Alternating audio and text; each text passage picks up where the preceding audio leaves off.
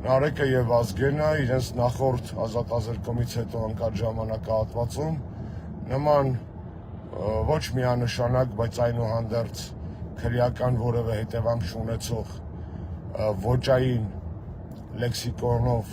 հաղորդումներ վարել են երկար ժամանակ, իսկ այսօրվա ձերբակալությունը հետևել է Սերժ Սարգսյանի հետ ռեզոնանսային հարցազրույցին, ինչը քաղաքական իրադարձություն է առ այսօր և բովանդակության, և օրակարգի, և մեդիա առումներով, այսինքն ամիսներ շարունակ տղերքը այդ ձևով վարել են իրենց հաղորդումը, որևէ ձերբակալություն տեղի չի ունեցել, այսօր նախագահի հետ պոդքասթից օրեր անց այդ ձերբակալությունը տեղի ունեցել,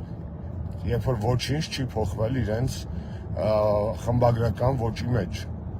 այն ինչ որ վերագրվում է որպես հայոյանք կամ վիրավորանք և այլն հնչել է պարբերաբար տարբեր հաղորդումների ժամանակ, սակայն ձերբակալումը տեղի ունեցել այսօր